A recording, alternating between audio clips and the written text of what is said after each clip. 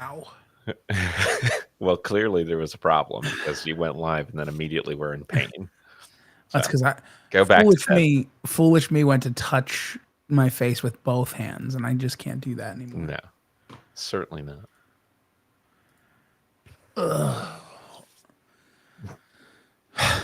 Okay. Okay. I might just be ready. Okay, I'm ready too. Didn't realize that you were even going to be home this early. I was like, I hope he gets home by like at least 6. No, I get done work at 4. Oh, nice. Okay. Yeah. That's right. It was you know what it was? Because you originally were done an hour Yeah. later when you first started, and then we took a break. And now, okay. I get it. Okay, Yeah, good. no, we're good. All right. All right, excellent. Well, then I'm ready. We can count it down. 3, 2, 1.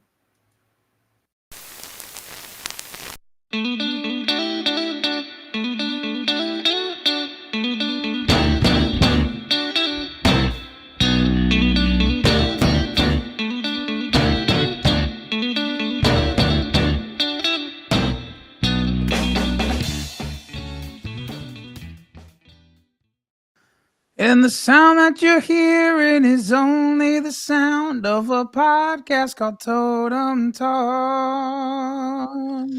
Nice. I Oh, knew which artist you were going to go with. I just wasn't yeah. sure which song. The Because one I've heard they're arguably the most, 100 I would times more than imagine. every other Yeah. one on the albums. But we there listen to. are, well, the albums that we listen to, I was going to say there's 2 songs that Low Totem performs Yeah, by that artist. But that is correct. But I had to stick with the yeah, albums we one that, listen to yeah, if possible. of course. It's not always possible. No, it's not. Welcome in, everybody, to another episode of Totem Talks. This is season 8, episode 20. Yeah. And we're stuck in some stuff, man. We're stuck. Yeah. It's unfortunate. We can't get out. We just have to sit here unpleasantly. You know, it is what it is. How are you doing today, Nick? Can you go first? Is there any way that you could go first? Oh, I'm doing great, man. I got 2 Okay. fully functioning shoulders. Everything's wonderful. Yes, Definitely then- not. That's definitely not a lie either. Me too. Exactly those things. That's how I'm feeling. Good. I'm still training my language model on how to respond to those questions. So Yeah. Oh, where have I gone? Where have I? Can you hear me at least? I hear you clear as day. Great. That's great. It's the ideal. I'm really happy with that. Let's see. Can I? What? Why am I like elongated? See, I'm not getting that. I'm just seeing your normal picture. Yeah. But, the picture doesn't look elongated to you. No, it's just a little circle. That's good. Yeah, things are clearly going awry on your end. They certainly are. But hey, They usually are anymore, it seems. yeah. It's great. It's great. So I unplugged it, and here's the problem. Okay. I'm going to walk you through my system here, Please. because it's going to involve a nightmare for me Okay. and all of our listeners, which I'm assuming is no one. No one. That's us. Keith might hop on. Who knows? That's true. So I unplugged my camera because that's what happened. My camera froze, Okay. and now to unplug it, because it's under the first part of my desk, I have to get down there because I can't use my other hand. Okay. And really, this might just be it for me. This might just be the end for me. Give me a second. Say hello to people. Hey, everybody. Hello, Primpatch B51Q bot. Very glad that you're here spamming us with nonsense and scams. We're always pleased to be scammed. Always here for the scams. So, all right. Huh? That did not turn my camera back on though. Did you is there any chance that you have a small picture of yourself that you're just holding up in front of the camera and that's why it looks like what it does? I guess anything's possible. Yeah, that's if true. you really believe in yourself. Yeah, all things are possible through Jesus. Which, is something that's tangentially related to today's episode. But why aren't you working? I'm I'm done work. my My day is over. I have to go all out, man. Okay. Well, I'll see you later then. Can you hear me still? I can hear you clear as day. Wonderful. I've turned off both my monitors and my keyboard and mouse and camera Okay. because they're all sharing a power source. I see. And it appears to not have solved a problem That's good. at all. Well, it's really important that you try. You've just found a bunch of ways not to fix the problem. You've learned a lot. We've all learned a lot along the way. And that's really what it's all about, right? It's all about the journey. It is. And, while you were doing that, I was just kind of clicking around on a few things, my other window. And I found out that we missed an opportunity this week because one of our bands has another band from Estonia that has the same exact name. And just like when we did Zebra versus Zebra, we could have done one band versus the English version of the band versus the Estonian version of that band that has been active from 2006 to the present. Their genres are a mixture of indie folk, bluegrass, and pop rock. And you don't really hear a lot of bluegrass coming out of Estonia. So that would be interesting. It certainly would be. Yeah, I say that, but I don't know anything about the music scene in Estonia. Maybe it's all bluegrass. I just wouldn't have expected it. Is my camera just cooked? Did it just break? Could be. I mean, it really could be, which would be wild if it did. Indeed. Do you have like a built-in cam on your no on your laptop? No, it's not a laptop. It's a MacBook computer. I didn't know that they made non-laptop computers still. Yeah, they do. They certainly do. Never would have guessed. Haven't seen one in like 15 years. Like, why aren't you working though? Like, what's stopping you from functioning? If people could understand the answer to that question, we'd really be getting somewhere. All right. Why don't you know what you could do, Nick? What would you like for me to do? Why don't you go ahead and break down who we're covering today? Oh, yeah, of course I can do that for you. So, as I'm sure everyone knows from Pat's beautiful intro, we are kicking things off today with Traffic. And when I say Traffic, I mean the British band Traffic with Steve Winwood. I do not mean, to be clear, the Estonian band Traffic that features Silver Laas and Stig Rasta. It is not that one. And they are matched up. And so as our theme is, of course, things that you don't want to have to sit in, they are matched up against Churches. And that is Churches spelled with the archaic U as a V and all caps. So those are two places that I don't want to have to sit. Fair enough. Dude, I'm just going to rock it. I got to just rock it like this. It's not working. I've plugged it. I've unplugged it. I've tried plugging it into every outlet I have. Look, I can hear you just fine. I think and that's honestly all I care about. That's all that matters. I'll never understand what happened. No. There's just no possible way for me to know. That's right. And I just have to be okay with that. I'm glad that you're starting to come to terms with it. Deep in my heart and in my soul, I just have to live with the knowledge that there's nothing I can do. That's correct. Because the world is a pit, truly. It is, truly. Okay.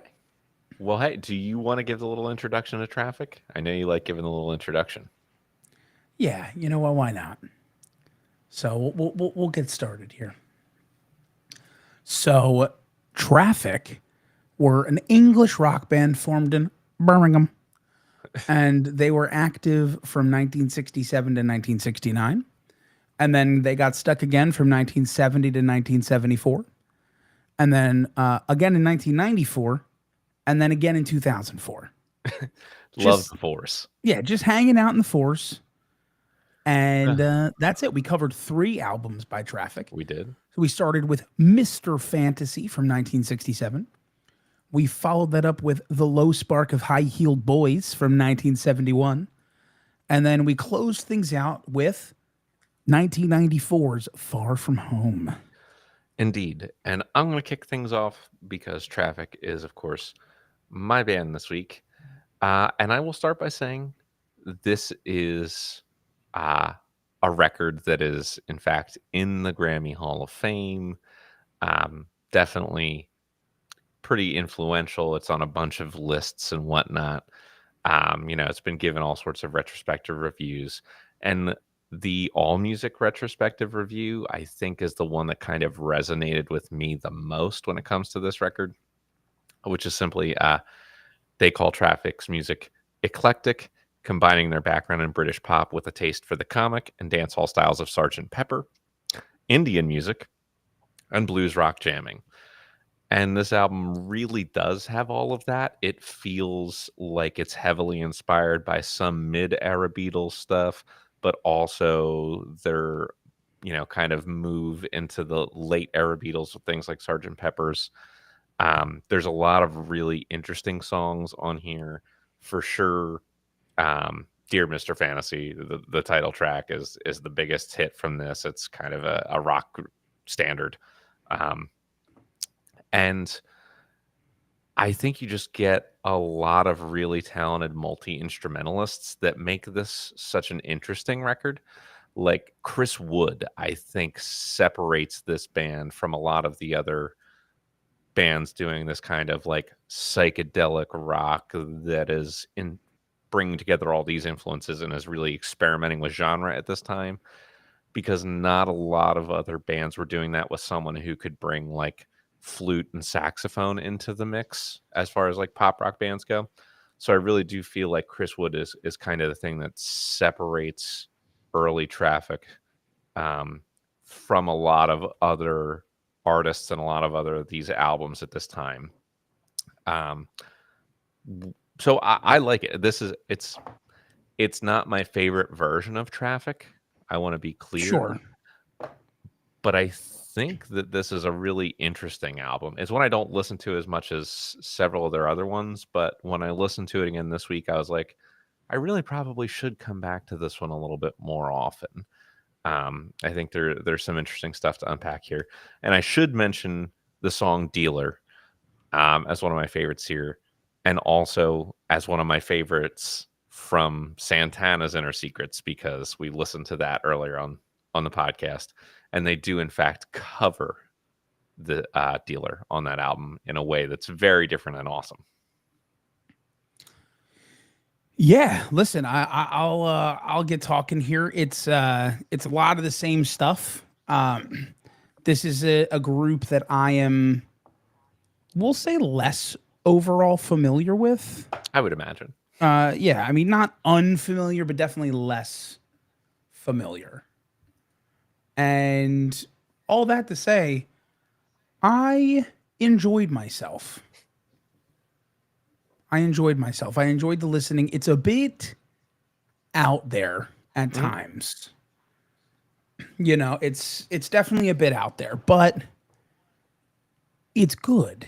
It's good. It's definitely rougher. It's got that like kind of first album. I don't want to say issue, but it's got that first albumness that we have run into a few times. You know, first album-y. Well, you know what I'm talking about. You know what I'm talking about. Where the first album is just like a little sloppy. Mm-hmm. A little sloppy. And that's okay. But it's a little sloppy, but still good. And it shows a bit of the potential of the group. I like some of the stuff they were doing, some of the layering they were doing in the tracks, which like it doesn't quite sound as impressive today, but if you put it through the lens of like this is the late 60s, so this is all analog. So like you're layering all of these tracks together in an analog way. I find that very interesting and also very difficult to do. Sure. So I think it's good, and it showcases a ton of innovation and musical innovation. Yeah. And then I'll take us into Low Sparka High Heel Boys, where we are way more polished, way stronger, and you could hear it all the way through. I want It's to. Can I ask you a question before you get into this? you can ask me a Now I question. know you've heard, you know, me and Alex and Mason perform the song a bunch of times. Have you ever listened to this album? I have not listened to the whole Okay. album. I have listened to this song, Okay. but I have not listened to the whole album. But yeah, I listened to the song. I really enjoyed the song, and I really enjoyed this album. I thought it was. I was a little concerned after the first album that like, do I just like a couple select songs by Traffic and like I don't like the Mhm. whole thing? But no, this album was really strong all the way through. Uh, I mean, let's be fair. Low Spark of High Heeled Boys is the So good. song. It's so good. It's so good. It's almost 12 minutes long, but it doesn't feel that long. That's high praise coming from you. It is high praise coming from me. It doesn't feel that long because it just sits in that groove the whole freaking time. And the only song on the album, so if I'm gonna nitpick it all, Mhm. the only song on the album that felt its length to me was "Many a Mile to Freedom," Okay. which is only 7 minutes long, and it didn't. Right. It wasn't like a slog. It wasn't a bad song, but I definitely that was the song where I was like, "This could have been 5 minutes, and I'd have been fine with it." To be fair, however, still a very enjoyable album. Obviously, I mean, you look at the people on it, and you know it's going to be pretty strong. Yeah. And fun fact, it was. Yes, for sure. This is one of my favorite albums. It would probably, well, it's so tough to pick, but if I'm thinking Desert Island albums, I mean, this one would definitely be in like the top 50, I want to say. Um, but uh, it's really hard to describe what the sound is of this era of Traffic. It's sort of like a jazz, rock, folk, classical fusion that just like brings together every influence you can think of.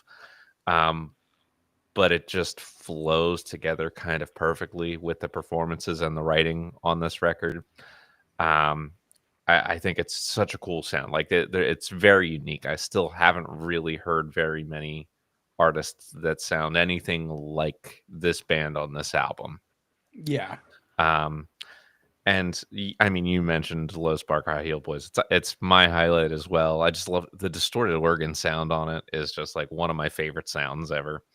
But you do have a really good mixture. Like I feel like the title track um, can kind of pull you in and then lets you relax, and then pulls you in and lets you relax. Oh, hey there. Um, I and you made it have work. some like really great rock and roll tunes, like Light Up and Leave Me Alone and Rock and Roll Stew are both just like killer rockin' tracks. And then you have songs that like take their time and really build and then come apart, or have these like really interesting sectional transitions. My favorite transition is the outro on Rainmaker, where you're kind of getting the chorusy sound and then it switches into that like saxophone riff part, the bum bum bum bum, and it's such a killer transition.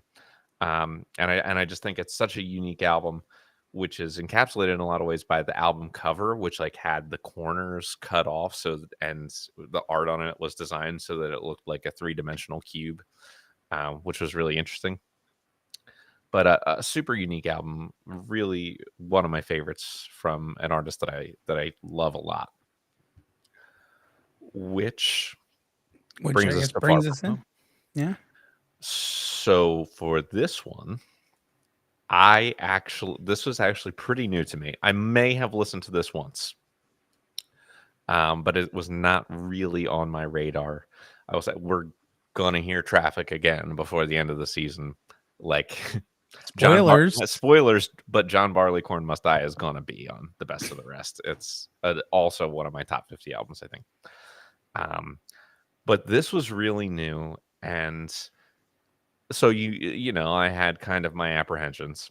It's 1994. A lot of time has passed, and then Dangerous yeah, territory.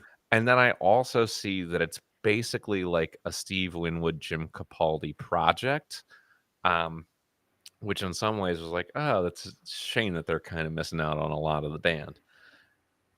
And then also I just look at the personnel listing on here, and it's like, okay, Jim Capaldi does the drums and percussion and backing vocals.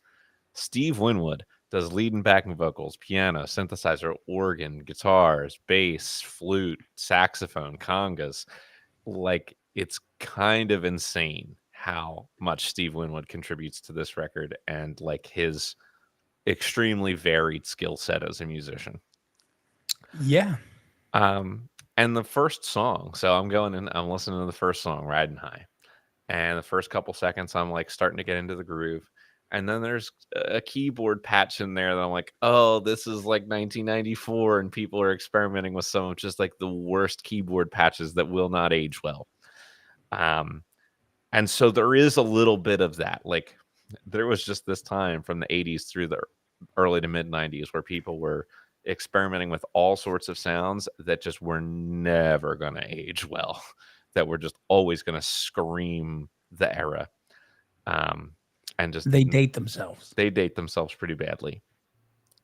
However, the quality of the song aside from that, and the quality of a lot of the songs, I mean, like, I still think a lot of the writing style here is fairly true to the Traffic roots here. I think that Winwood's performances are very good. You can tell his voice has aged, but it sounds good deeper. Um, it's kind of settled into itself as an older voice. And, you know, at the end of the day, compared to a lot of their mid-era albums and their live albums that I really like, is this one that I'm as likely to revisit? Probably not. But I ended up, liking my time listening to it instead of dreading it the whole time. Yeah, I think that's totally fair. It was in the upper echelon of older band albums. Mhm. I completely agree with that. I think it was well done. It didn't feel like a cash grab like some of them have felt No, like. definitely not. It It wasn't also, originally even gonna be Traffic, but then the two of them yeah, working together, and might as well at that point. But I I think mean, the style of song fit it. I agree. I wouldn't have, without hearing the backstory, I wouldn't have put that together, Okay. which I think is a compliment Yeah. to the fact that it does sound like the original group. Uh all things considered, I think it's a fine album. Like, it's probably not one that I'm gonna like actively go back and listen to a bunch of times. It's not one that I'm gonna put on any lists for me, but it's definitely one that I enjoyed my listen through, which is a lot more than is to be said about a Other huge things. chunk of albums that we've covered from this style, where it's Mhm. like an artist that popped up in the late 60s, early 70s, and then came out with an album in the 90s or even 2000s. I mean, we've run into, I will never forget like Van Halen, where it's like, oh, what happened? Yikes. Calm down, Grandpa. Right. Like, well, yeah. And it didn't have any of those songs where it's like a 60-plus-year-old man singing about 19-year-old girls, Yeah, which was never really Traffic's thing. And which is good. Which yeah, is good. yes. Okay, well, I guess I'll tell you some things about this group. You Um should. I'm I'm gonna kind of litter them all in as I'm talking about a general low light, which will lead me to a bunch of other places. And I think the biggest low light is just their inconsistency as a group in terms of like their members and their ideas and staying together. So, I mean, this all starts after their first two albums when Dave Mason leaves the group. There's musical differences here. He's kind of not on the same page as the rest of the group. And you can hear that in a pretty stark difference between albums like Dear Mr. Fantasy or Mr. Fantasy and Low Spark of High Heel Boys. Like, they're pretty different. Um, but then a year later, Steve Winwood also left. And I had to put this as my meanest thing because apparently he didn't even, he just like didn't explain himself at all. He like didn't even tell the other guys in the band, like Chris Wood and Jim Capaldi, Like he was just like, yeah, well, because of the way I left the Spencer Davis group, I saw no reason why I shouldn't leave Traffic and move on. It seemed like a normal thing to do. That was his quote. So it's just like, whatever. I just canceled that and moved on with my life. Whatever. Who cares? No one needs to know why. I just do that. Fascinating. Now, that, of course, only lasted a year, and then he did come back. Um, but within that time, we have some 6 degrees because in 1968, one of the things that they were doing as they were touring and hanging out with other musicians is they started getting along with Jimi Hendrix and hanging out and jamming with him quite a bit. And as we mentioned, Steve Winwood, Chris Wood, and Dave Mason all actually appear on Electric Ladyland um, because they had become pretty good friends. And the whole reason that Winwood decided to dissolve the band in 1969 was to form Blind Faith, who we Oh, have also hey, covered. I've heard of them. Yeah, who made one album and then moved on with their lives. But With very as non-problematic cover as well. exactly. Um, but when they came back and Traffic needed some new blood, I mean, I don't know if you noticed, but if you look at Low Spark of High Heel Boys, Rick Gresh and Jim Gordon are both now on that record. So he's made some new friends. He's brought in some new people. And this is all still in some ways tied into the low light because part of the reason why Gordon is playing drums in 1971 is because Jim Capaldi stopped playing after the death of his infant son from Oh, SIDS. jeez. Yeah, he's still credited on the album with some percussion stuff, but he did step away from the band and from drumming for a time, and then Rick Gresh and Jim Gordon in 1971. By the end of the year, they were fired for like excessive drug use and not being able to keep that under control. It was a long Yeah, list of things going in and out. that's a real Um, issue. it is a real issue. Um, but the last thing that I want to add is because another percussionist who was a longtime member of Traffic, well, if you could say anyone was a longtime member of Traffic, who also played on Low Spark, was Rebop Kwaku Ba, Okay. who died on stage in 1983 from a cerebral hemorrhage, which is Yikes. just a major yikes. And several members of Traffic have passed away over the years who've played with them at different times. I think that covers Mean. I think that covers Low Light. I think that covers 6 degrees in a lot of ways, but I have other 6 degrees for everything else. So I'll go with their nicest thing, which is the Dear Mr. Fantasy concert, charity concert that they performed after Jim Capaldi's death from stomach cancer. And playing in that concert, which got a CD and DVD release and everything, aside from several former members of Traffic, you have Joe Walsh, you have John Lord, you have Yusuf Islam, Oh, you wow. have Simon Kirke from Free and Bad Company, and Pete Townsend all joined and played together as part of this concert. So a pretty cool group of people. I'll say.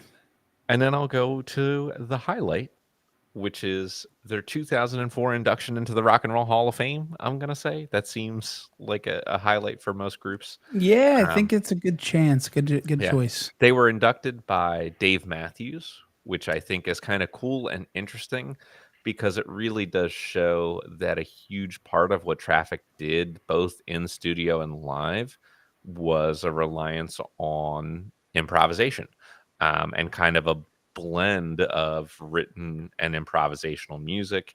I think Traffic, and I'll get to more of this in a minute, in a lot of ways is a precursor or is like co-evolving with the early jam band movements of groups that have lots of pre-written parts but also heavily involve improvisation on stage. I would put them there with people like Santana, for instance, who also does a lot of that. Not quite to the Grateful Dead level, but definitely is or the Allman Brothers, you could also say, is a band that jams, and as opposed to a jam band. You could say they're a band that jams. I Yeah, agree. there is a distinction between a band that jams and a jam band. It's true. It's true. So I do think they're kind of important to the early stages of that movement. And so for Dave Matthews to induct them, I think shows the line of influence. But also Keith Richards, Tom Petty, and the Temptations played with Traffic at their induction ceremony concert, which is cool. And then last but not least, I have the unique thing. And this is where we come full circle with the jam bands and everything. So one of the main reasons they ended up getting back together and touring is Traffic, and doing this last album is Traffic. Actually has to do with the Grateful Dead.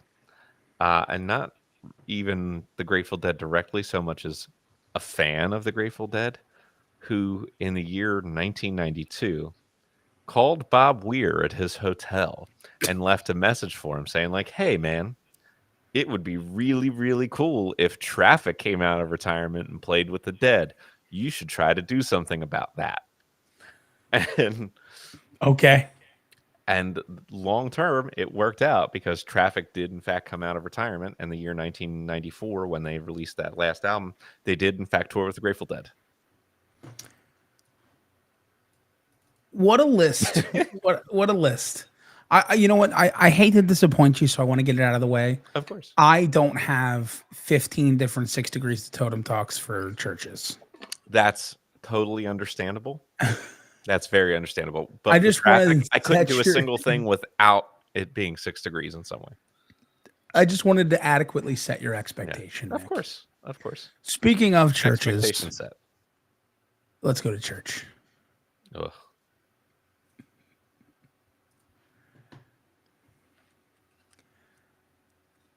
You like what I've done? You like how I've solved this problem? I love it. I'm a big fan. Yeah. This is my phone.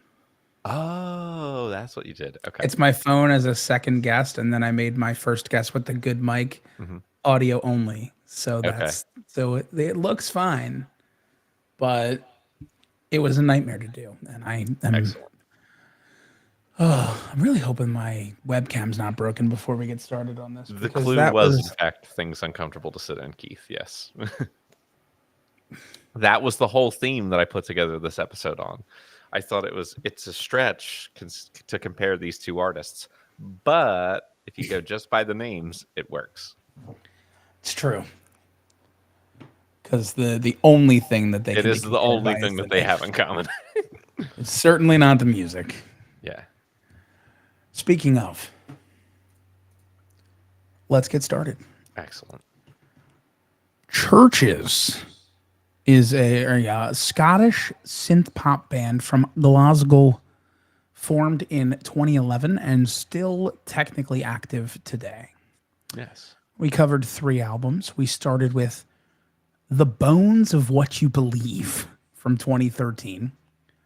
We followed that up with Every Open Eye from 2015. And then we wrapped that up with Screen Violence from 2021. Indeed. And this is my group. So I will That's correct. lovingly get us started with The Bones of What You Believe. And my God, what to say? I mean, it's a 48-minute long album. Yes. It was recorded in Alucard, Glasgow. Okay. You're not saying this, so I need to ask. Did you know the one hit song from this? I've heard the song. Okay. Well, I've heard The Mother We Share. If That that's is the you're one. talking about. Yeah. Okay, good. Yes, I'd heard The Mother We Share. God. That's about it. Man, is there... Yeah, it's bad. I'm sorry. It's bad. It's a bad album. It sucks. Okay. I got it out of the way. Now let me be fair. I will more accurately say, in no way, shape, or form is this an album that is meant for someone like me and the style of music that I like or listen to. This is a synth electropop album, and it sounds every bit of that. The small positives that I can give are that vocally it's not the worst music I've ever heard.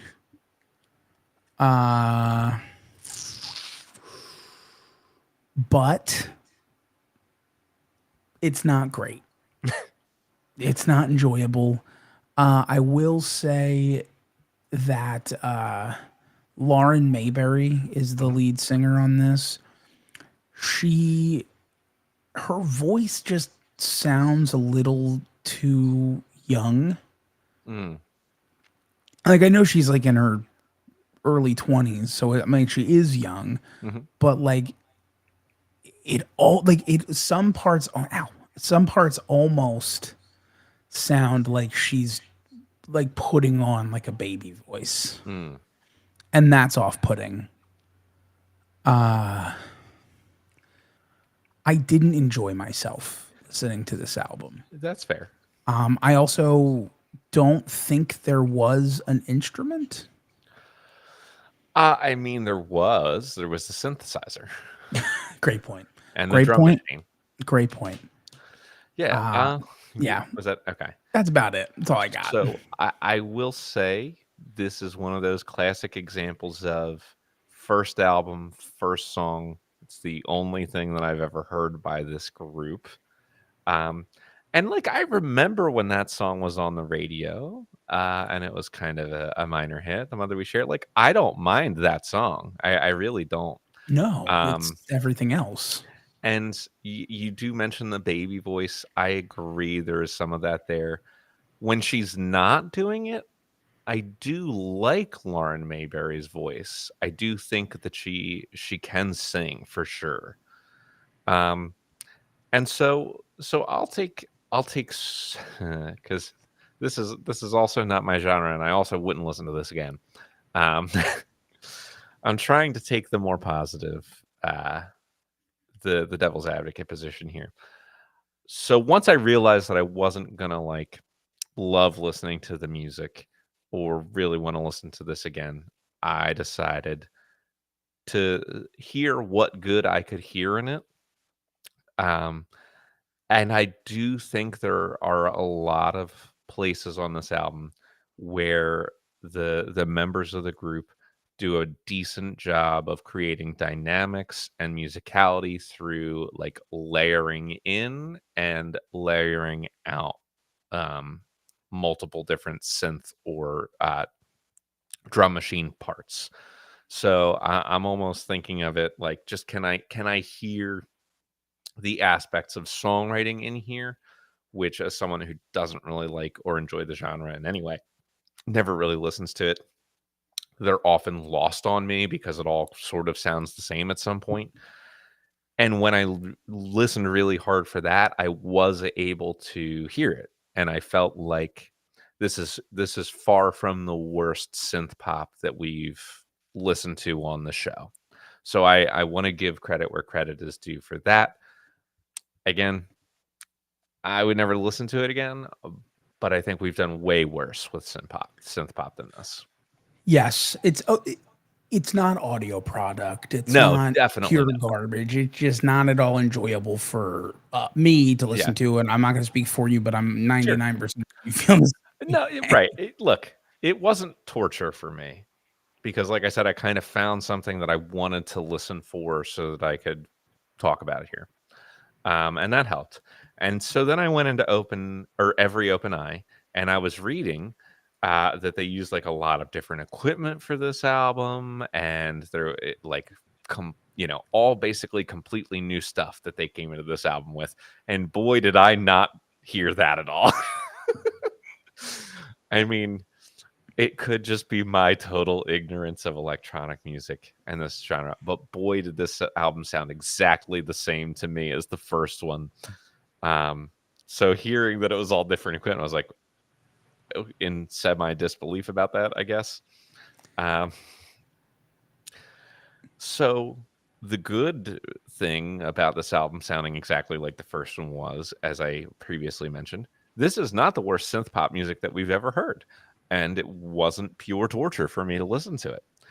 The bad thing is Okay, now we've gotten two straight albums of the same exact thing. I'm not hearing any growth. I'm not hearing any change. I'd sure like something to change it up, to mix it up here, because you know, anything good I said about the first album will begin to dissipate over time if with continued exposure.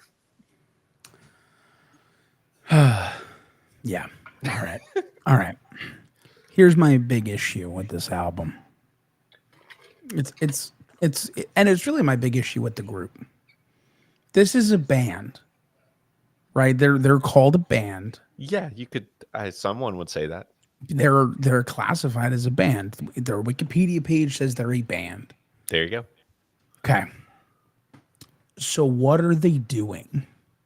And by that I mean you go to a show by this band and you see them on stage.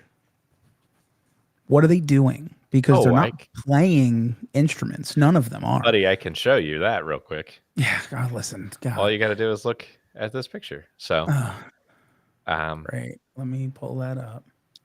Yeah. She stands in the middle and sings, and the other two each have like their arrangement of different synthesizers and drum machines on the sides. And no, but that's what it is. Look, that's what they do. I'm just saying, like, so, like, if you read the personnel on this, first off, Churches as a band is just credited as production and mixing. And then there's like recording engineering, mixing assistants, mastering. In the personnel of the album is the photography. What are we doing? Like, what's happening? Not the first time we've seen that. I know. It's done a lot of pop stuff. It's just frustrating because it's like, what is going on? That's all. It's just what is going on. Truly, what is going on? Now, you're right. It's not the worst version of this that we've heard.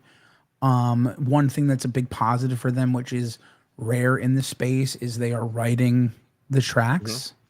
Like all the tracks are written and produced by the band. They're not having a team of writers come in. Yep. So like give credit where it's due. Absolutely. But like fucking hell, man. It's a rough listen. It's a rough listen. And I almost clicked for both of these first two albums. I almost accidentally clicked the 10th anniversary edition, which is like another 35 minutes of tracks. Yeah. And I don't know if I'd be here for the podcast. About that.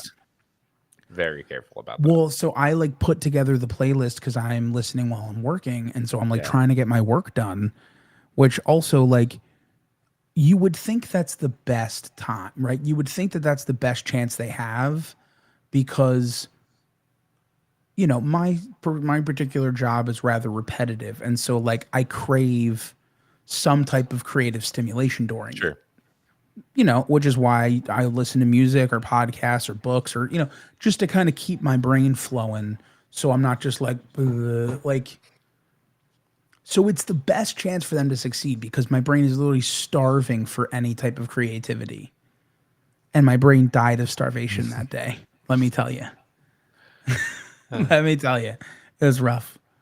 All right. I'm going to take us into Screen Violence, which here's the thing. We've moved into the future.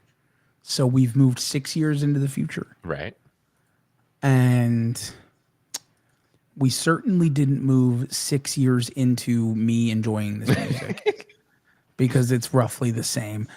What has happened though is I am now at least seeing a credited instrument in the personnel tracks, in the personnel listing. Every member of the band is credited on the keyboards. Yeah. And well, you're burying the lead here. The last track on this album, Better If You Don't, had a guitar in it, and I was stunned when I heard it. Yes. Yes, it did. Yes, it did. Now, some things that were interesting on this album. Lyrically, it was a little bit darker. Not good. The lyrics weren't good all the way through. They weren't bad, but they were just exactly what you think they would be. Yeah, There I was think no, so. it didn't feel really like, it didn't really feel super creative. To be perfectly honest, it didn't really feel like the lyrics were super creative. The most interesting thing for me was the song "How Not to Drown," It because was your that's favorite. because that's fucking Robert Smith from The Cure, Mhm. which was like, how to describe this? It's like if I'm being waterboarded, and about halfway through the waterboard, somebody breaks up the monotony by kicking me right in the nuts. Is the best way I can describe what happened. Because I'm like, oh, something different. And then I start hearing, I'm like, motherfucker, are you kidding me? It's Robert Smith. Of all the Yeah. people, I mean, listen, all we needed was the track after that to have Billy Corgan on lead vocal. I mean, we just like, why not just go all out in like, you know what, Nick? I fully understand your reaction when I'm like, hey, dude, we're covering like Selena Gomez today. Mm-hmm. Like, I get it now. I'm with you. Good. This is my Selena Gomez. Excellent. Excellent. I hated it. Good. I hated it. Okay, so let me tell you about this album. And what I thought was the coolest thing about it on the first song, Asking for a Friend. Now, I will be honest, I read a little Wikipedia page. I looked at a few things, but before I'd gotten to this point, and you know, would never have guessed that the band was Scottish up until this point. And on that one song, you can hear her Scottish accent. I'm like, that's really cool. I would Yeah. love more Scottish accent. And They're then I from Gloucester. never heard it again. No. There's just like one song where it comes through. Which is interesting because I think the Scottish accent is one of the few where the accent typically shines through a little You more. can hear at least a little bit. But I love a female vocalist who lets her accent come through a little bit, just a little bit. I get it. So the bad news here is that I've really run out of patience for the style of music at this point. I wonder why. And I don't know if they used all brand new equipment again for this album or not, other Who than the one cares? guitar on the last track. But yeah, I was done. And you mentioned that there's a mixture of lyrics. There was a time when they were the basicness of them, or at least my perceived basicness of them, was starting to get on my nerves. Like, this was my least favorite. Yeah. This was Which my is least interesting because favorite. it's the one that had a real instrument on it. Yeah, it's weird. Like that last song almost elevates it. If it had been on 2 songs, maybe, then it could have come up a spot. But this was 6 of 6. Yeah. Could be circumstantial, could be quality. I don't even know. It's not circumstantial. It's not. And to be fair, again, I'm trying to be as fair as I can be. I'm going to speak for you, Nick. I'm going to Please. speak for the podcast. This has nothing to do with any member of churches as people. Oh, no. I'm going to get into them as people in a minute. Nothing to do with them as people at all. Only the genre of music, Very which good. is and the actual output of music, which is just not our vibe in any way. Correct. If you are a person who enjoys listening to like synth electro pop mixed probably with like like 'em. you might like them. It's just not our vibe. We are analog instrument people. Or if you're going to use any type of digital instrument, it needs to be done in a more subtle way than this. That's all I have to say. That is the low totem. That's the totem talk stance. It's the low totem stance too, but it's the totem talk stance on music in general. I guess I'll get into some facts. Fact number Yeah. one. We like to call out interesting photographers and interesting names. The original cover photography for this was done by somebody named Larry Seven. His last name is just 7? It's just the number 7. Oh, okay. Who's Larry 6? Yeah, I don't know where the other 6 Larrys are. Just letting you know. Okay. I thought that was a story to be told. Very good. Getting into some stuff. Okay, so the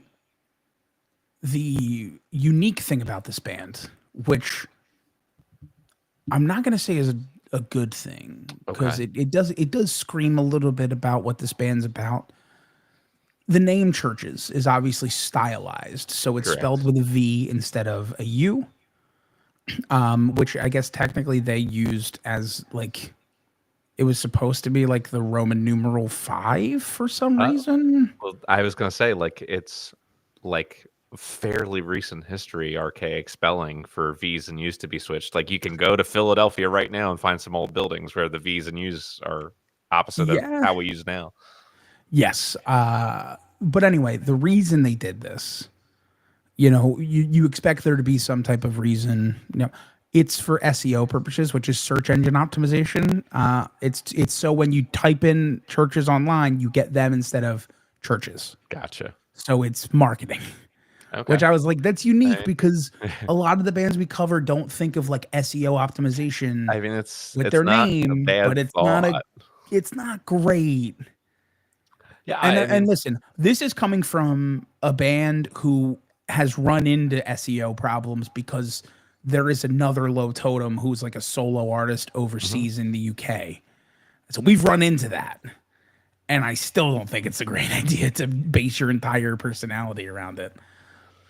The highlight has got to be a combination of things, but basically it's their one semi hit, which is The Mother We Share. So it's not necessarily the first album because technically The Mother We Share was released as in a single EP before the album okay. came out and then was re-released on the album. Where have we heard that before? Mhm. Plenty of other bands have done that. But that's so like that song is kind of the highlight for them. It saw some success on the EP, which kind of prompted the release of an album and still saw success. The album was successful kind of because of the song. Mhm. Moving on to the low light, there wasn't really a ton of things for the low light.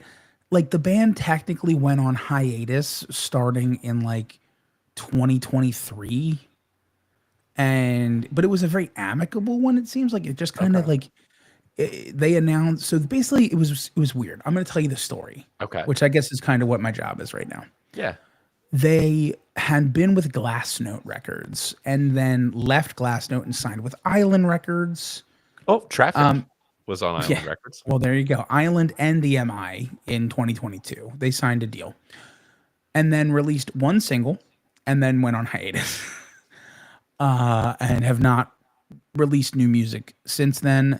Lauren Mayberry released solo music and then went on a solo tour Mm, in 2023. But again, very amicable. Like she put out like this long thing about how she met the other members of the band when she was 23. She's so proud of the chapters our band has had. Like she clarified that the band is confident that there's many more pages yet to be written. All, very sure. amicable Yeah, stuff. it's not like a lot of time has passed since then. No, and So, they have announced as of 2025 that they had begun working on a fifth album. So okay. hiatus may be done. Who Mhm, knows how long that's going to take, but theoretically they're working on a new mhm. album. So the hiatus might be lifting, Sure. but it's the low light of, unless you're us, and in Mhm. which case the music's the low light. Meanest and nicest. I don't have anything mean. Well, that's Seem good. like pretty decent people. The nicest thing, which also bleeds into the 6 degrees, because it had to, because it was very hard to find a 6 degrees for them. Mhm. Other than I guess I could have looked at other people who'd been signed to Island Records or whatever. Sure. Like I could have gone there, but I found something where I didn't have to. So basically, I'm gonna kind of zoom in on Lauren Mayberry here, the voice of the band. She sings the lion's share of the songs, and she has a ton of activism and philanthropy. She is an advocate for feminism, for women's rights. She has spoken out multiple times about that. She, is very much one of those people who's like, I don't let it pass at all. Like even if it's a little bit sexist, I don't abide by that, which I think is the way you should be. Yeah. Because like a lot of times prejudices and biases and stuff like that, like yes, that person may not even realize it because it's so instilled in them because of society or their parents or their upbringing or whatever. It's important to call it out because if they're a person who's interested in self-growth, they may grow from that. That's my opinion anyway. That's Yeah. not her opinion, but Sure. that's my opinion. It seems like she is similar. So she's well spoken on that. She also, did charity events during the COVID-19 pandemic. She's very outspoken against the current American political scheme and the people involved in that. I can't believe that. Yeah, they're very Well, good luck getting back into the country if you want to do a tour. yeah, very outspoken. We're gonna have against, to take a look at your phone. against What have you that been saying? administration. A staunch advocate for gun control. So she's very outspoken in those things, and all of those things. The one that I wanted to highlight though is she has engaged in multiple philanthropic activities with a certain person, including hosting a holiday variety show fundraiser at the Fonda Theater in Los Angeles, traveling to Nicaragua to visit a women's shelter, rumored to have been dating this person for a number of years. I know who it is. Yeah, the person is Justin Long. Yeah. And I know what you're thinking, Pat. Justin Long. How did you cover actor Justin Long? We didn't. But we covered his Live Free or Die Hard co-star, Bruce Willis. And that's the 6 Degrees of Totem Talks. Lauren Mayberry dated and/or did philanthropic activities with Justin Long, who starred in a movie with Bruce Willis, who we covered on an episode of this podcast. Yes, we did. Because the dude could sing. Excellent. And that's what I got. And that's Okay. meanest / nicest / 6 love degrees. All right. Well, it's time to get some scores in here. Yep. When it comes to cultural impact, I think there is an obvious winner to me. There is one of these two groups that's in the Rock and Roll Hall of Fame and is, I think, fairly influential, and is, I would have to argue, an extremely famous musician's most famous and successful band. When I think of Steve Winwood, I think of Traffic before I think of Blind Faith or the Spencer Davis Group or any of that stuff. Yeah, I don't, but it's only because I'm in podcast mode and I'm thinking of the order with which we did them. So I agree with what you're saying. I can name more Traffic songs than Blind Faith. Yeah, and I think most people, or if you don't know, like a lot of their songs have also been popularized in covers, like "Feeling All Right" by Joe Cocker and whatnot. Yeah. So you probably know a bunch of their songs, even if you don't know their version.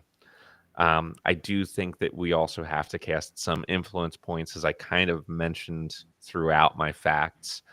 I think they're very, very influential in the live music scene, in influencing the mixing in of improvisation into live shows and making every show unique part of the experience with seeing the band. I definitely think there's something to that as well. I think it's an above average score. Not by a ton, but it is. Yeah, I think that's completely fair.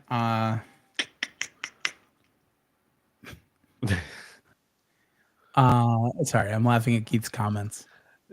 I should probably understand what that last one is, but I have no idea. Ba na na na na na na na ba.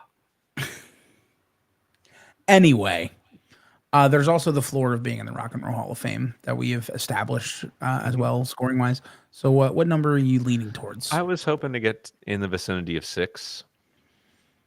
Like a 6 itself? That would be great. I could do that. I think Traffic is influential enough, and Steve Winwood himself is influential enough to earn those points. All right, Churches. They have a song that we both knew. They have a song that we both knew. I will say they're just definitely more popular across the pond like they do have 2 British golds and a British silver and like a handful of different like certifying singles in places that are smaller than the United States in terms of population that listens to music. So it's not like less than one. I think they have a song that broke through over here, and I think they have decent success throughout the UK. Yeah, let's hold on. Let's pump the brakes just a bit here. I mean, I'm arguing for a score between 1 and 2. And I think you are reaching. Really? Well, here's what I'm gonna say. I understand what you're saying, and I'm okay giving them a low one. Don't mistake me. But some of these certifications you're talking about are like Australia, Sure. No, where I it's like totally get that. I'm just saying that 35,000 for a right. single. My point is only that in countries that there are a few countries outside of the United States where this group is more popular and has like a handful of songs that people tend to know throughout the country, and they're like a little bit more in the public consciousness. If you were to go to the UK or if you were to go to Australia, people would be more familiar with them and could probably name you a couple songs. Sure. And I think that counts for something, just to try to get out of our American perspective fully. Yeah, I will say they did also have a collaboration with Marshmello, which kind of popped off, which is far and away the thing that popped off for them the most because it went double platinum in the United States. Okay. But that was Marshmello. That Sure. was Churches was featured on it. But Sure. it's enough to I will be super, super generous. Sure. And I will give them a 1.3. Perfect. That's exactly what I was hoping for. Breadth of Work, Traffic, 8 albums, starts with a 5.2. Churches, 4 albums, starts with a 3.4. I could not find like super clear and reliable data on Traffic. Like I know just from the US certifications that they must have at least like 3 million sales here or so minimum, not really including their non-certifying albums, however much they sold. Definitely enough where they wouldn't be losing any points. I just have no idea what their like worldwide sales are, and if it's worth adding anything on, or if they should just stay at a 5.2. I wasn't able to find it. Yeah, I also I didn't really see anything for them. I mean, I'm seeing like kind of like roughly in the 2 million-ish range for just United States sales, but I think that's just somebody That's took just the like 1 certifications. million for like a platinum, a gold, and Yeah. a gold. And yeah.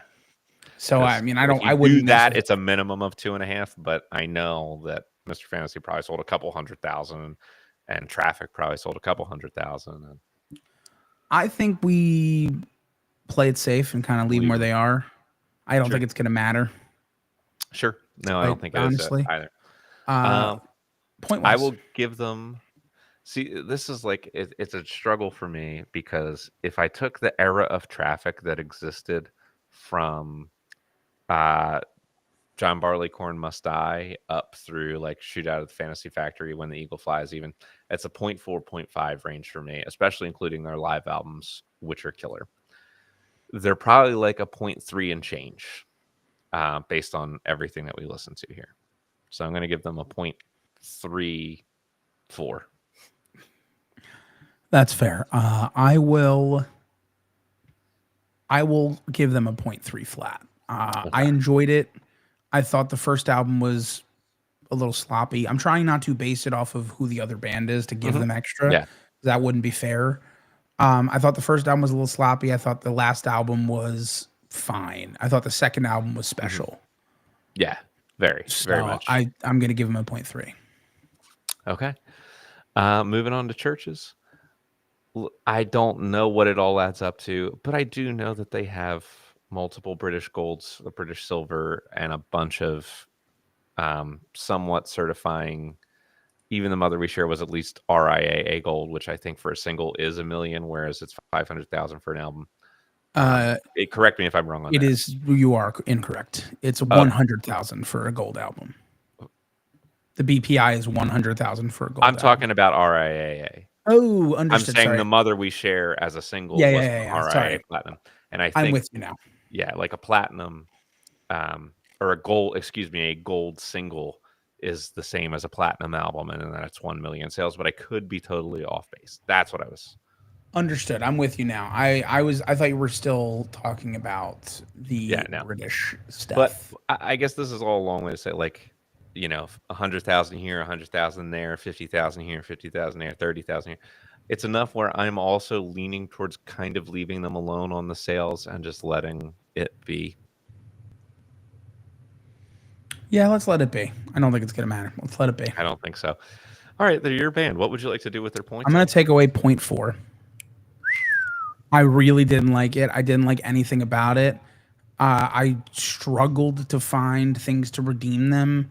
I thought the lyrics were kind of blasé. I thought the vocals were babyish at times, which took away from an otherwise good singer. And then there was just nothing else to speak of other than annoyance. I'm not going to take away as much as you did because I didn't hate the first two albums as much as you did. And like I said, I after I figured out what I was listening for and just trying to find the positives, I didn't suffer through the experience. And since I didn't suffer, I'm not going to take anything away from the first two albums, but I am going to take away from the third. Sure. And I am going to just take away 0.1. And they're going to sit at 2.9 for Breadth of Work. That's and the nicest. I think you're being too nice, but that's fine. I might be. But there have been so many times that I've genuinely suffered that for me to just be like bored is like, all right, whatever. I guess my problem is here's why I'm taking away so much, because we evaluate things a little differently, and that's fine. That's honestly wanted for something like this. Sure. If you're trying to create music, you're working towards something. Even if I hate that something, I'm more inclined to give you something than when it's like it just feels like a fucking computer program did this. And like, yeah, you manipulated the computer program, and like I recognize how tough music production is. Yeah, but I could hear the arrangement. Like, yes, is it an arrangement of different synthesizer and drum machine parts that they were like hitting a button to? Yes, but I could hear I heard arrangement in it, and that's why for me it wasn't as bad. Sure, I understand. There will be, I think, a large disparity in the instrumental talent category. I wonder. Do you think? I mean, Traffic. The issue they have is that they were not like fully a stable group. A lot of people were in and out, and not many people stayed for more than a couple albums. The one person who's on every album, though, is Steve Winwood, and he is great at everything. Yeah, it is certainly a score booster. Yeah, and everybody else who played, like, there's no one who played on these that wasn't like big time playing on a whole bunch of records in the 60s and 70s, because they're all really good musicians. Like Dave Mason is a good musician. Chris Wood's a really good musician. Like all these guys contributed a lot. So this is clearly an above average score to me. Yeah, 100%. It's probably in like the 7s. Yeah, I think that's fair. I mean, you take away a bit for the rotation of the members, but I still think you're firmly in the 7s. Even maybe not a 7.5, but I typed in 7.4. We were going to see where we went from that. I think that's a good spot. I think leave it there. Okay. Churches. Okay.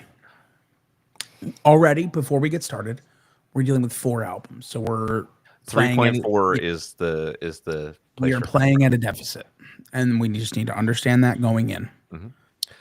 Although that's more for the next two than it is for instrumental talent. Sure, but still, we're playing at a deficit. On top of that, there is on 3 albums 1 analog instrument played. Mm-hmm. Well, 2. I think Robert Smith played bass. Yes, Robert Smith played the bass on his song. You are correct. Okay. So 2 analog instruments on the 3rd album, which is arguably the worst of the 3. Other than that, now we had this debate years ago on the podcast when Alex was on the podcast, was how much of an instrument would you classify like production programming as? Because Mhm. there needs to be talent involved in it, and I'm not going to deny that. I think that is songwriting talent. Like everything that Yeah, I've said to defend this group so far has been about composition instead of performance. yeah. So And that's really, when I'll give them credit on the next category. then, what this boils down to is Lauren Mayberry's vocals slash Correct. other vocals involved Mhm, throughout the mhm. albums, but Which mostly were all Mayberry, solid to good. which were all solid to good with some childlike Yeah. affectations that didn't need to happen at times. However, I don't think it would make up for the fact that there's just no instruments other than that, really. Like it can't Yeah. I mean, yes, fully close that gap. sure. I mean, She'd have I to think be an part of 11 singer sure. to Part of the close that discussion gap. was that like yes, these everything that you hear is patched in on a MIDI keyboard. But there is a difference between hitting some sequencers on a MIDI keyboard or playing a chord or two and like being Rick Wakeman. I agree. There's a distinct difference in there. I agree. So I think I'm going to again be super generous here. And I'm going to say let's give them a 2. That like you read my mind today. I think a 2 is super generous. I think it's mostly the vocals involved. You're giving a little bit for some of the production, Mhm. instrumentation and talent that requires. But let's move on. Yeah. The next category is, I think, also a pretty strong one for a group like Traffic. Um, Yeah. Even when we had some critiques of the first album, you couldn't argue that they were not varying their style and drawing from different influences on nearly every track. Like they really do pull from a lot of genres. And I think by the time you get to the second coming of Traffic after Winwood comes back from Blind Faith, you get that super unique jazz, rock, folk fusion that becomes like very identifiably Traffic and doesn't sound like anyone else. Not to mention that the compositions themselves are like very interesting and complex. Yeah, you're not getting a disagreement from me. I think that they have a really good mix. I do think, again, just to be as fair as possible, less so on the first album. The first album was a bit sloppy, a little bit messy, Yeah, a but little bit like not because of, scattered. Not because of lack yeah, of talent, but a mhm. bit scattered in terms of the arrangements, just felt a little over It was too enthused. differentiated. Sure. Yeah, sure. It's not necessarily a bad thing. I think they just got stronger as they went in this category. Definitely. Give I me a think this number. is yeah, I think this is another band that is like just in that upper tier. So I would be hard pressed to go any lower than we went for instrumental talent, Yeah, which I was don't. 7.4. So I think they have to be at least up in that vicinity. I think a 7.4 again works. I think it. I don't think they're quite in that upper echelon because I think there comes a certain thing where when you're getting into the upper tiers of like you need to be something that I need to be able to directly hear emulation from other artists after you, which I don't quite get as much with Traffic. Mhm. So that's why I think a 7.4 works rather than like up in the Okay. 8s or 9s or whatever, because I think they're good arrangements, very talented, and I'm sure they No one are. They're could very copy that influential. style. I'm No sorry. one could fully copy that style. No, which I guess is part of it, but I haven't heard too many people like really try. Yeah. Although, funnily enough, the more that I think about it as I'm kind of reflecting on it now, I mentioned Dave Matthews Band. Dave Matthews was who inducted them. I kind of see them as the most heir apparent to Traffic, and that there's like these very like acoustic and folk related rock Yeah, compositions, but they'll include things like violin or a horn and like kind of or do like longer form and improvise live. So I can kind of see that interesting. being like the closest comparison for a band that came like a few decades afterwards. I like that comparison. I do. Okay. That's all I Songwriting got for to say. judges. Yeah, listen. Here's the thing. This is their best chance Mhm. because like they did write all the For songs. sure. They created them all together. They used fully different equipment between the first and the second album. Yeah, yeah, exactly. Look, They I can't take them like to the basement because they do write no, all their own music. And like I said, there was evidence of thoughtful composition in a lot of the songs. They did all the songs did just sound the same though, from yeah. beginning to end. Here's what I think. Okay, here's what I think. We've established that with 4 albums, a 3.4 would be a 5. So I think we give them a 3. It's below I love it. average, but it's respectable. Yeah. And then we move on to Poetic Talent to close things out. And for Traffic, I think they're probably also better at this. Yes, I agree. Um, I'm not as high as I was on songwriting talent, but I do think their lyrics are interesting. I don't think they talk about any cliched topics really. Like you do get interesting stories or ideas, or things that you have to kind of think about what the hell they mean over and over again.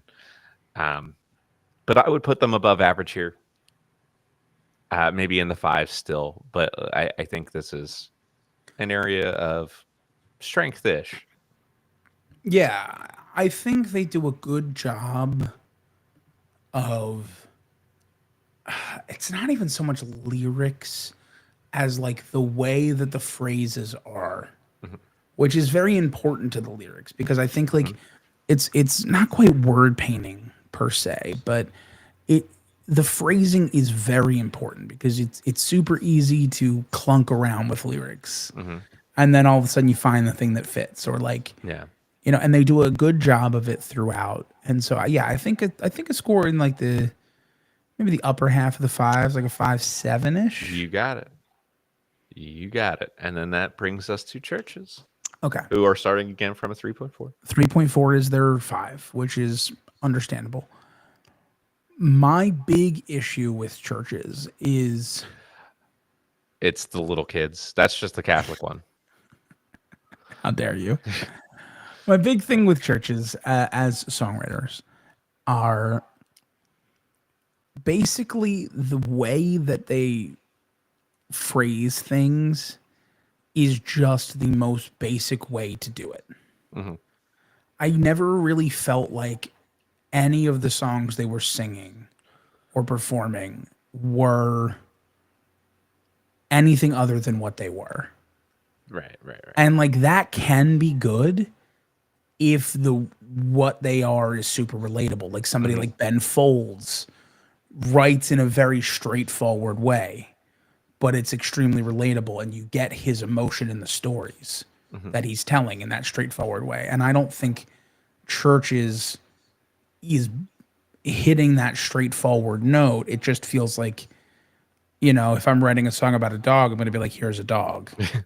And that's just what it feels like. The entire way they're writing just feels super right in front of your face. Yeah, I agree. It was So I'm going to take away some points for that. It's fine with worse that. to me than the arrangement. Sure. And for that, I think I'll give them the 2.5. You got it.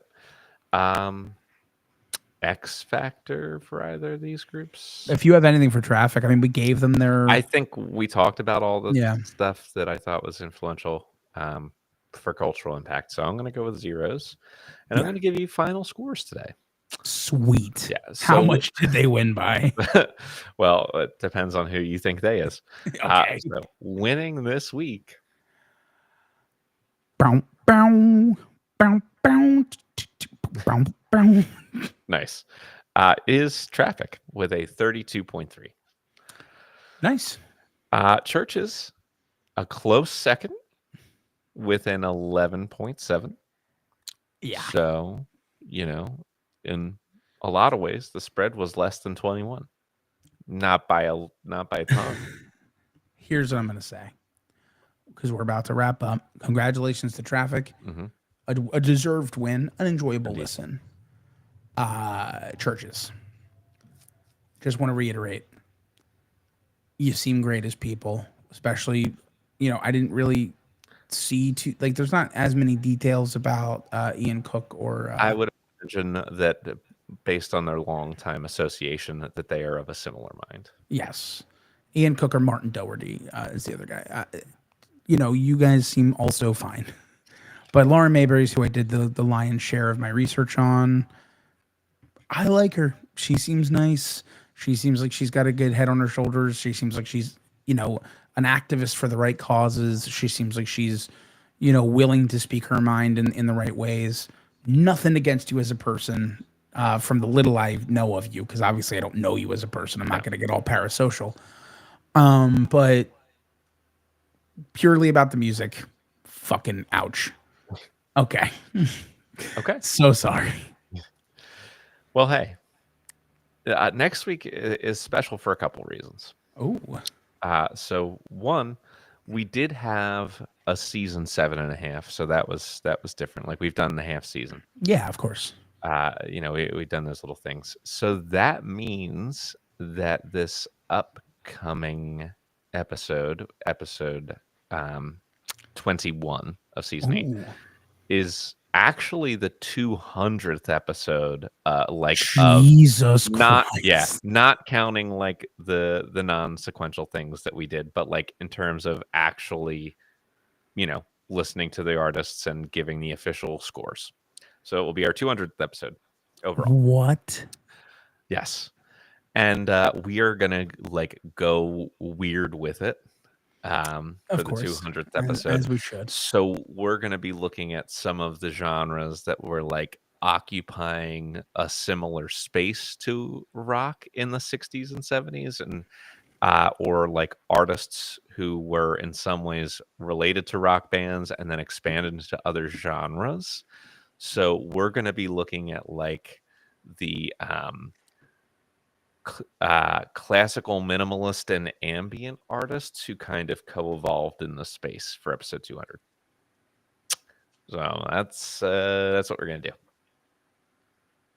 Wow. Wow. I'm intrigued. I can't believe it's been 200 episodes. That's crazy. Yeah, right. Was not prepared for that. You didn't know that.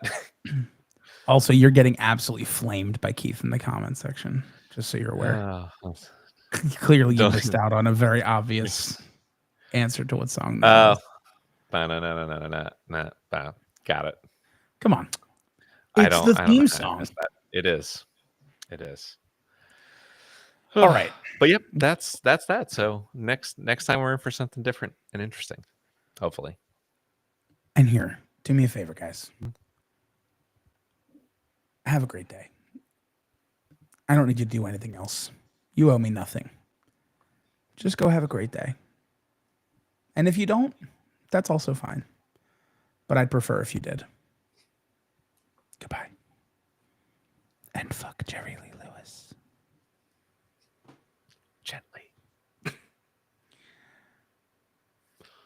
Wow. Okay. Wow. Wow. Yeah. Kind of crazy. Glad this wasn't 200 though. Yeah.